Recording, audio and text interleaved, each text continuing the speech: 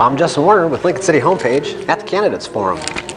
That's what I find enticing about our neighborhoods, is that ability to belong and trust and care for the needs of others. And I see that fading.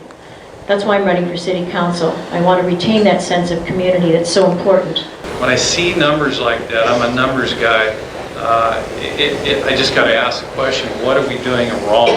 And what can we do that will be right to turn those numbers around? Do you believe the city and or state is doing enough to address the homeless problem? If not, what would you suggest?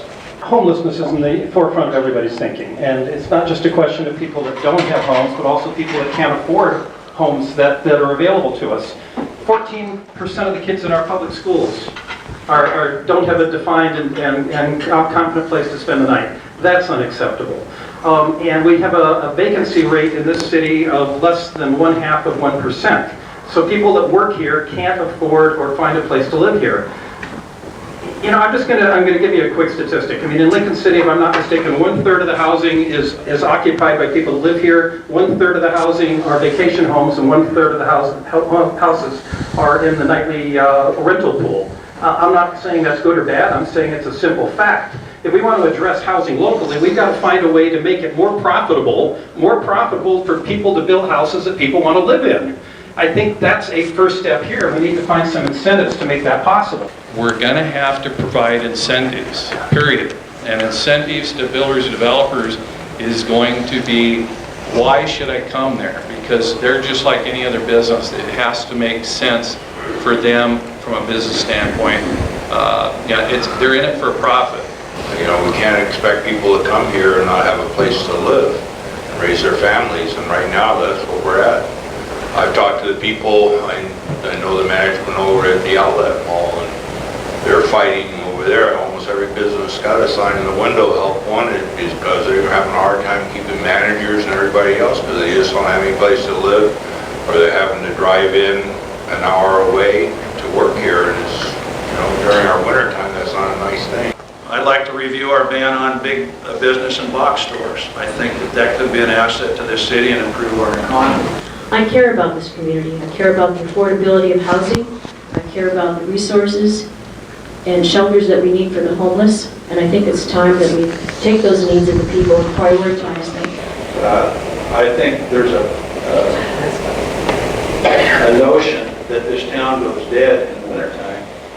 And I would just like to say that our little small end has done nothing but increase in business. So we're not going to take a negative attitude and look and say that nothing is possible. We believe that people are coming here. They love this coast. I think that's why we do have diversity here on this coast. Is that this ocean is a big draw. Everyone loves the beach.